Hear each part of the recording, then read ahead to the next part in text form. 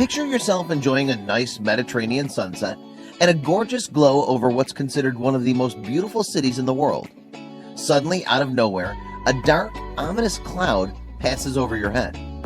The strange-looking cloud moves in ways that are almost hypnotizing, clearly in ways that are not natural. As fast as you can tell, all the locals are ducking for cover or opening their umbrellas. They know what's coming, and it isn't just the rain. It's easy to think that nature's a very fragile thing that can be easily contaminated or destroyed. While it's true that ecosystems are sensitive to change and that these changes are starting to be noticed, the natural world is extremely resilient and adaptable.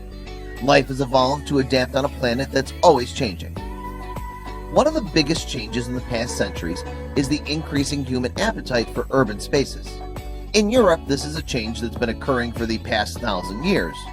This phenomenon was accelerated by the Industrial Revolution of the late 19th century.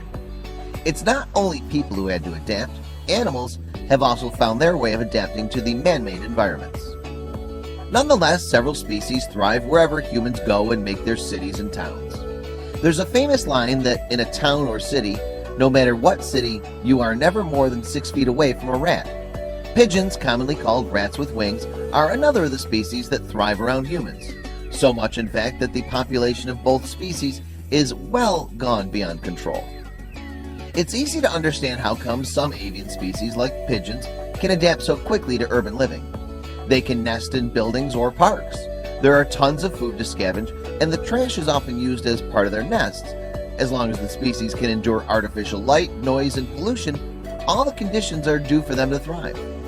One of these bird types that are probably a bit too successful in urban environments are starlings, which are collectively known as a murmuration. Starlings are a migratory species.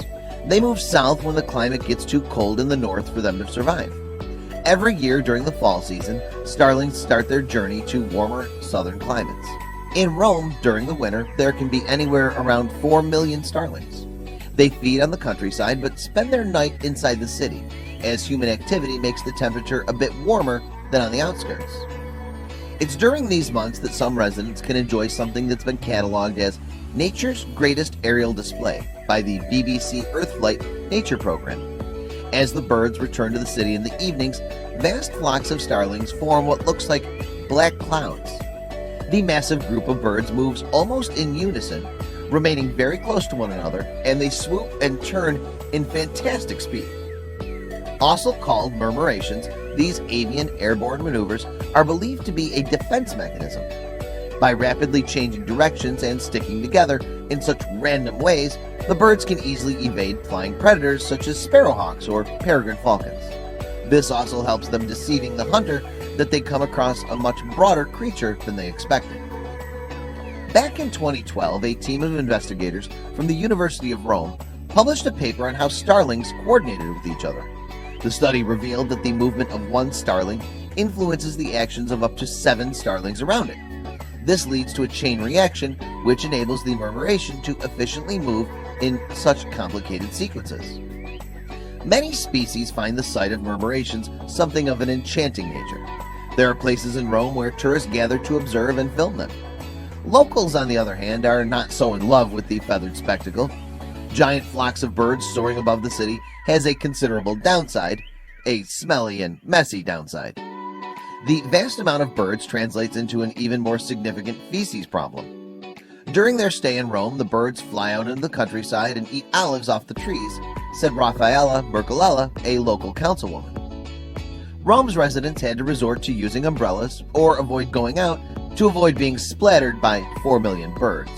But it's not only poop that's falling. Starlings that fail to coordinate themselves can also fall to the ground after colliding with other birds and falling to their deaths. Inexplicably, there have been a huge number of cases of birds falling from the skies to their deaths. These small bodies of the birds littered the streets of Rome. It was like a Hitchcock film.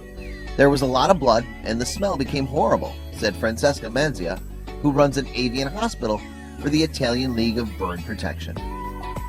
Curiously, after doing autopsies on some of the fallen birds, the hospital concluded that neither disease or toxins had caused the birds to fall from the sky. She suggested that evolution was responsible again. She believes that predators could be leading the birds towards obstacles to take them out of the air. If one starling hits an obstacle, many others will follow behind and meet the same fate. No matter what happens and why birds fell, one commonly shared feeling is that there are just too many birds, which is making life difficult for Rome's residents. There's been a wide selection of approaches to dealing with the starling population. They tried scaring the birds off the city by bringing in more falcons, and even used a distress signal to avoid them from nesting on city grounds, all to no avail. Even if the government decided to take more drastic measures, such as poisoning the birds, the remaining specimens would have plenty of resources to build the flocks again in a few years. In the end, Rome's residents will have to resign themselves to these slippery and stinky streets in return for having the chance to admire one of the most spectacular air shows in the world.